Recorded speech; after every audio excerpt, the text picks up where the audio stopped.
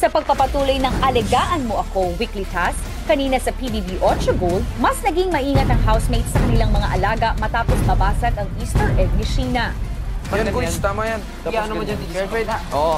Para in case mahulog, salo pa rin. Pero kinabukasan, unti-unting sumambulat ang tensyon sa sunod-sunod na pagkakabasag ng mga Easter egg. Ay, napinginig!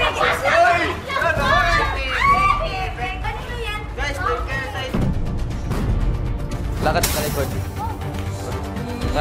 Ate. Ala na! Oh my God! Guys, 4 ng itlog basag. Wait. Malungkot kuya kasi isa po ako sa nakabasag na yung itlog kuya. Feeling ko yan, natalo na kami sa weekly task ko kuya kasi nakabasag po ng itlog. Dan, you didn't do it on purpose, diba? It was an accident. So don't feel bad, okay? Right?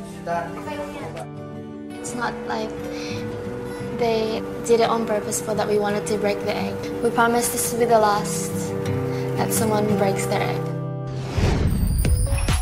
Sa panibagong araw sa bahay ni Kuya, pagising ng housemates, agad nilang tinignan ang mga alagang Easter egg. Buhay pang itlog ko.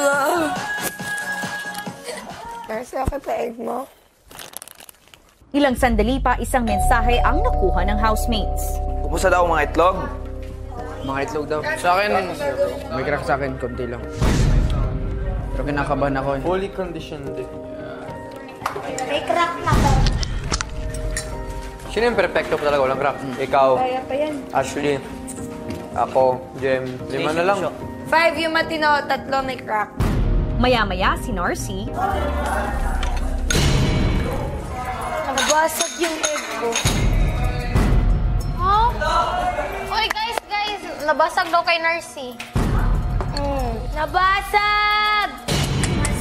Upo siya, uupo. Ito, tapos, Pag ano na-choke. sige lang, okay lang. Ah!